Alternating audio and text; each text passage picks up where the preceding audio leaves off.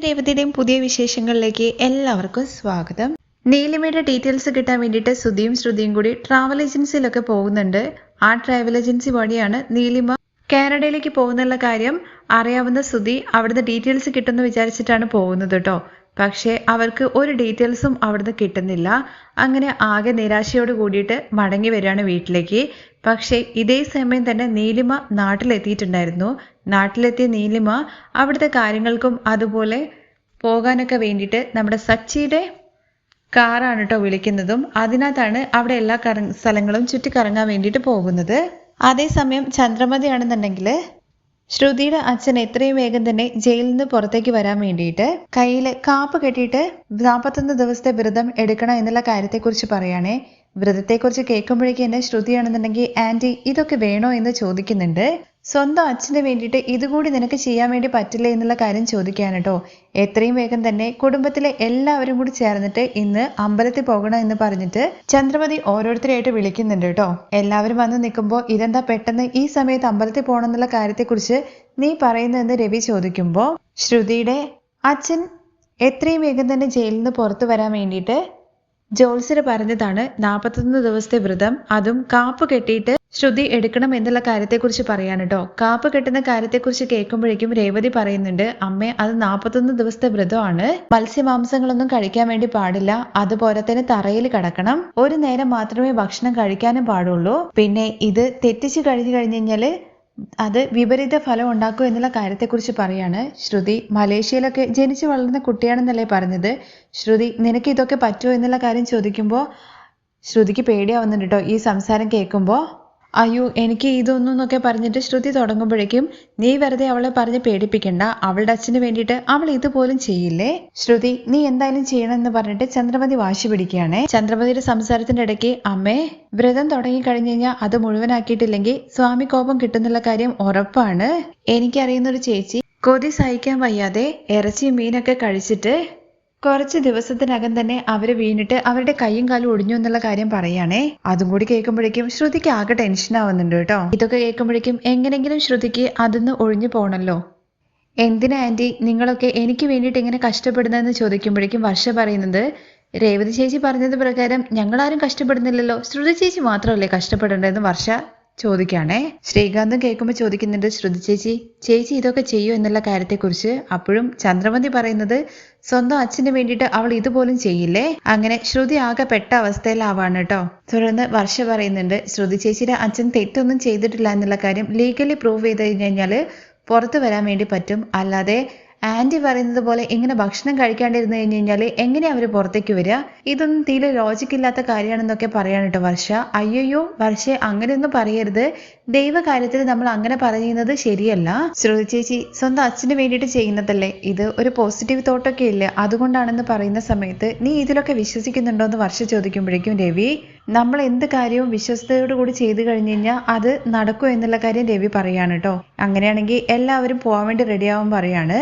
സച്ചിയുടെ അടുത്തും ഉറപ്പായിട്ട് വരാൻ വേണ്ടിയിട്ട് പറയുന്നുണ്ട് കേട്ടോ. സച്ചിയാണെന്നുണ്ടെങ്കിൽ ഈ നീലിമയും കൊണ്ടിട്ട് ട്രിപ്പ് ഇങ്ങനെ പോയിക്കൊണ്ടിരിക്കുകയാണ്. ആ സമയത്ത് കുറച്ച് നേരത്തേക്ക് അമ്പലത്തിൽ ജസ്റ്റ് മുഖം കാണിക്കാൻ വേണ്ടിയിട്ട് വരാ എന്ന് പറയാണ്. അല്ലെങ്കിൽ ഈ കാര്യം ചന്ദ്രമതി വിചാരിച്ച പോലെ നടന്നിട്ടില്ലെങ്കിൽ അത് സച്ചി വരാത്തതുകൊണ്ടാന്ന് പറഞ്ഞുകൊണ്ട് അടുത്ത പ്രശ്നം ഉണ്ടാക്കല്ലോ ചന്ദ്രമതി. അത് മുന്നിൽ കണ്ടിട്ടാണ് രേവതി അങ്ങനെയൊക്കെ പറയുന്നത്. അങ്ങനെ രേവതി പറഞ്ഞത് പ്രകാരം തന്നെ സച്ചിയും അങ്ങോട്ടേക്ക് എത്തുന്നുണ്ട്. അമ്പലത്തിൽ പോയിട്ടാണെങ്കിൽ ചടങ്ങുകൾ ഓരോന്നായിട്ട് ആരംഭിക്കുകയാണ് കേട്ടോ ചെയ്യുന്നത്. ആദ്യം തന്നെ ചുമപ്പ് കളറ് ഡ്രസ്സ് ഇടാൻ വേണ്ടിയിട്ട് പറയുന്നുണ്ട്. ഡ്രസ്സ് ഇടിപ്പിച്ചുകൊണ്ട് വന്നിട്ട് ഒരു മാലയൊക്കെ ഇട്ടിട്ട് രേവതിയെ കൊണ്ട് 2 കുടം വെള്ളം തലയിൽ കൂടെ ഒഴിപ്പിക്കുന്നുണ്ട് കേട്ടോ. ആദ്യം ശ്രുതിയുടെ, അത് കഴിഞ്ഞിട്ട് സ്വാമിയെ പോയിട്ട് പ്രാർത്ഥിക്കാൻ വേണ്ടി പറയാണ്. ആദ്യം ഗണപതിക്ക് മുമ്പ് പോയിട്ട് ഏത്തൊടാൻ വേണ്ടി പറയുന്നുണ്ട്. ഒരു ഏത്തിട്ടിട്ട് ആന്റി പോവാ എന്ന് പറഞ്ഞിട്ട് പോകുന്ന ശ്രുതിയെ പിടിച്ചു നിർത്തുകയാണ്. എന്നിട്ട് പറയുന്നത് ഒരേത്തിട്ടാ പോരാ 10 എണ്ണം ഇടണം എന്നുള്ള കാര്യമാണ്. അത് പ്രകാരം തന്നെ 10 ഏത്തിടുകയാണ്. ഇനി ആന്റി പോരെ നമുക്ക് വീട്ടിലേക്ക് പോയിക്കൂടെ എന്നുള്ള കാര്യം ചോദിക്കുമ്പോൾ പറ്റില്ല, ശയന പ്രദക്ഷിണം ചെയ്യണമെന്ന് പറയാണ്. ശയന പ്രദക്ഷിണം കഴിയുമ്പോഴേക്ക് തന്നെ ശ്രുതി ആകെ ഒരു വശത്താവുന്നുണ്ട് കേട്ടോ. അത് കഴിഞ്ഞിട്ട് മറ്റൊരു കോവിലിന് മുമ്പിൽ കൊണ്ടുപോയി നിർത്തിയിട്ട് കയ്യിൽ കർപ്പൂരം കത്തിച്ചിട്ട് ഒഴിയാൻ വേണ്ടി പറയുന്നുണ്ട് 3 തവണ. ആദ്യം അത് പറ്റില്ല എന്നൊക്കെ പറയുന്നുണ്ടെങ്കിലും നല്ല ഭക്തിയോട് കൂടി നിന്ന് കഴിഞ്ഞ് കഴിഞ്ഞാൽ നിനക്ക് ഒരിക്കലും ചൂടൊന്നും അറിയാൻ വേണ്ടി പറ്റില്ല എന്ന് പറഞ്ഞുകൊണ്ട് ആ കാര്യം ചെയ്യിപ്പിക്കാണ് കേട്ടോ ശ്രുതിയെ കൊണ്ട്. അങ്ങനെ ഒരു വിധത്തിൽ ആ ചടങ്ങുകളൊക്കെ കഴിഞ്ഞതിന് ശേഷം ശ്രുതി ആകെ ടയർഡായി. അപ്പോഴേക്കും സച്ചി അങ്ങോട്ടേക്ക് വരുന്നുണ്ട്. നീലിമയുടെ അടുത്ത് പെർമിഷൻ ചോദിക്കുന്നുണ്ട്. വീട്ടിൽ ചെറിയൊരു ചടങ്ങുണ്ട് അമ്പലത്തിൽ വെച്ചിട്ട്, ഒരു 10 മിനിറ്റ് മാഡം എനിക്ക് വേണ്ടിയിട്ടൊന്ന് അഡ്ജസ്റ്റ് ചെയ്യുമെന്നുള്ള കാര്യം ചോദിക്കുമ്പോൾ നീലിമ ഓക്കെ പറയാണ് കേട്ടോ. അങ്ങനെ സച്ചി അവിടേക്ക് എത്തുന്നുണ്ട് കേട്ടോ, ഈ കോപ്രായങ്ങളും കാര്യങ്ങളൊക്കെ കാണാൻ വേണ്ടിയിട്ട്. സച്ചി അങ്ങനെ പുറത്ത് വണ്ടി നിർത്തിയിട്ട് നീലിമ അതിനകത്ത് ഇരിക്കുകയാണല്ലോ. അപ്പോൾ ചൂടെടുക്കുന്നതുകൊണ്ട് നീലിമ ഒന്ന് പുറത്തേക്ക് ഇറങ്ങുന്നുണ്ട്. അതേസമയം നമ്മുടെ സുധിയുടെ ഫോണിലേക്കാണെന്നുണ്ടെങ്കിൽ ഒരു കോള് വരികയാണ് കേട്ടോ ചെയ്യുന്നത്. മറ്റാരുമല്ല, ആ പാർക്കിൽ ഫ്രണ്ട് ഉണ്ടല്ലോ, അയാളാണ് കേട്ടോ വിളിക്കുന്നത്. അയാളുമായി സംസാരിച്ചിട്ട് ഇങ്ങനെ ക്യാഷ് കിട്ടിയ കാര്യങ്ങളെക്കുറിച്ചും പോകാൻ തുടങ്ങുന്ന ബിസിനസിന്റെ കാര്യങ്ങളെക്കുറിച്ചൊക്കെ സംസാരിച്ചിട്ട് അമ്പലത്തിൽ നിന്ന് പുറത്തുനിന്ന് സംസാരിച്ച് ഇങ്ങനെ വരുന്നത് ഈ നീലിമ കാണുകയാണ് കേട്ടോ ചെയ്യുന്നത്. നീലിമ സുധിയെ കണ്ട ഉടനെ തന്നെ വേഗം തന്നെ കാറിലേക്ക് കയറുന്നുണ്ട്. സുധിയാണെന്നുണ്ടെങ്കിൽ സംസാരം കൂടി വന്ന് നമ്മുടെ സച്ചിയുടെ കാറിന്റെ മുകളിൽ ചവിട്ടി ഇങ്ങനെ നിന്ന് സംസാരിക്കുകയാണ്. നീലിമയാണെങ്കിൽ ആകെ ഭയന്ന് ഇങ്ങനെ നിൽക്കുവാണ്. കാരണം നീലിമ കണ്ടു കഴിഞ്ഞാൽ പ്രശ്നമാവുമല്ലോ, അതുകൊണ്ട് തന്നെ. അതേസമയം സച്ചിയാണെന്നുണ്ടെങ്കിൽ ഇനി എന്തായാലും എനിക്ക് നിൽക്കാൻ വേണ്ടി ടൈമില്ല, ഓൾറെഡി ഗസ്റ്റ് വെയിറ്റ് ചെയ്യുന്നുണ്ട് കാറിനകത്ത്, അതുകൊണ്ട് ഞാൻ പോവാണെന്ന് പറഞ്ഞിട്ട് അവിടുന്ന് നൈസായിട്ട് മുങ്ങുകയാണ് കേട്ടോ ചെയ്യുന്നത്. സച്ചി വരുന്ന സമയത്ത് സുധിയാണെന്നുണ്ടെങ്കിൽ കാറിൽ ചവിട്ടി നിൽക്കുന്നത് കണ്ടിട്ടാണല്ലോ വരുന്നത്. വേഗം തന്നെ കാലിന് ചവിട്ടെടുക്കട എന്ന് പറഞ്ഞിട്ട് കാറും കൊണ്ട് നീലിമയും കൊണ്ട് അവിടുന്ന് പോവാണ്. ആ സമയം സുധി നീലിമയെ കാണുന്നില്ല കേട്ടോ. അങ്ങനെ അവര് തിരിച്ച് വീട്ടിലെത്തുകയാണ് കേട്ടോ. അത് കഴിഞ്ഞ ശേഷം രാത്രിയാണെന്നുണ്ടെങ്കിൽ ശ്രുതിക്ക് വിശപ്പ് സഹിക്കാൻ വേണ്ടി പറ്റുന്നില്ല, ഒന്നും കഴിക്കാനും പറ്റത്തില്ലല്ലോ. ആകെ ശയനപ്രദക്ഷിണമൊക്കെ ചെയ്തിട്ട് ആകെ ടയേർഡായിട്ട് ആളിങ്ങനെ ഇരിക്കുവാണ് വിഷമത്തോട് കൂടിയിട്ട്. അപ്പോൾ ശ്രുതി അങ്ങോട്ടേക്ക് ചെന്ന് ചോദിക്കുന്നുണ്ട്, എന്ത് പറ്റി ശ്രുതി? ശ്രുതി എൻ്റെ കൈയും കാലൊക്കെ ഭയങ്കരമായിട്ട് വേദനിക്കുന്നു എന്ന് പറയണേ.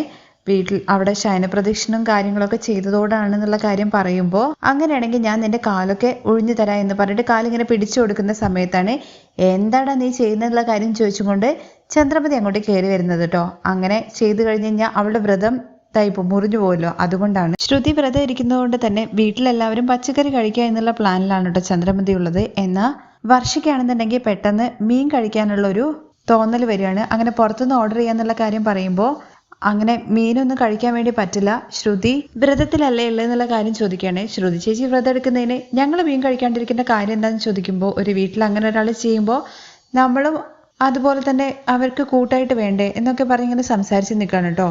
അപ്പോഴാണ് സച്ചി അങ്ങോട്ടേക്ക് കയറി വരുന്നത്. ശ്രുതിയെ കണ്ട ഉടനെ തന്നെ, എന്താ പൗഡർ എടുത്തി, മുഷിഞ്ഞ തുണി പോലെ ആയിട്ടുണ്ടല്ലോ, മുഷിഞ്ഞ തുണി പോലെ ആയിട്ടുണ്ടല്ലോ, അമ്പലത്തിൽ പോയി ഉരുണ്ട് മെരിഞ്ഞ് ആകെ പണിയായല്ലേ എന്നുള്ള കാര്യം ചോദിക്കുമ്പോൾ ശ്രുതി പറയുന്നുണ്ട് സുധിയുടെ അടുത്ത്, സുധി ഞാൻ ആകെ ദേഷ്യത്തിലുള്ളത്, ദയവ് ചെയ്തിട്ട് എന്നെ ഇറിറ്റേറ്റ് ചെയ്യരുതെന്നുള്ള കാര്യത്തെക്കുറിച്ച് പറയേ. നീ എന്തിനാടാ അവളെ വെറുതെ വമ്പെടുക്കാൻ വേണ്ടി പോകുന്നത് എന്നുള്ള കാര്യം ചോദിക്കുമ്പോൾ, ഞാൻ എന്തിനാ വമ്പെടുക്കാൻ വേണ്ടി പോകുന്നത്?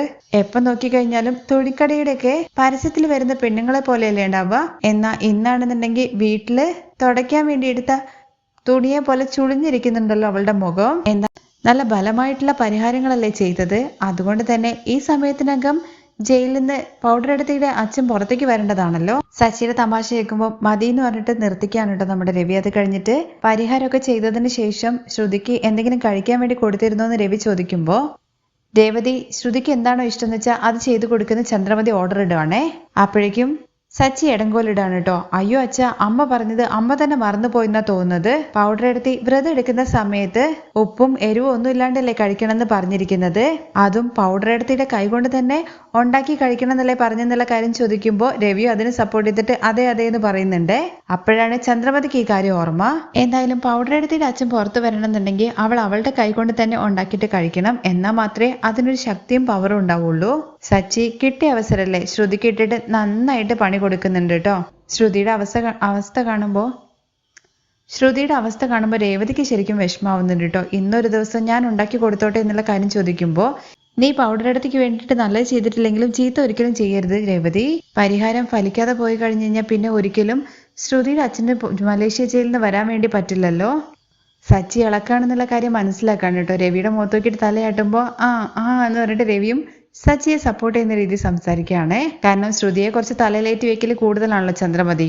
സച്ചി മനഃപൂർവ്വം പണി കൊടുക്കുക എന്നുള്ള കാര്യം മനസ്സിലാക്കിക്കൊണ്ട് ശ്രുതി ചോദിക്കുന്നുണ്ട്, സച്ചി നീ എന്തിനാ ഇപ്പോൾ ജ്യോത്സ്യന്മാരെ പോലെ പറഞ്ഞുകൊണ്ടിരിക്കുന്നത് എന്നുള്ള കാര്യം ചോദിക്കുമ്പോൾ, നല്ല കാര്യങ്ങൾ എടുത്തു പറയാൻ വേണ്ടിയിട്ട് ജ്യോത്സ്യനാകണമെന്നില്ല, സാമാന്യ മനുഷ്യനായിരുന്നാ മതി.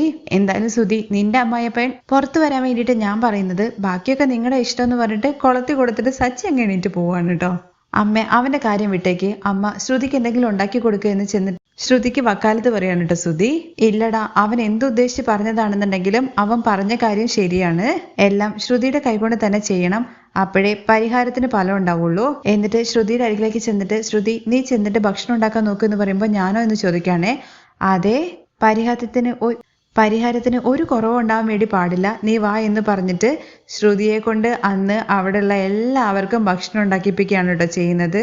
ഭക്ഷണം ഉണ്ടാക്കലും മാത്രമല്ല, പാത്രം കഴിപ്പിക്കലും അവിടെ തുടപ്പിക്കലും എല്ലാം ശ്രുതിയെ കൊണ്ട് ചെയ്യിപ്പിക്കാനുണ്ട് ചന്ദ്രൻ.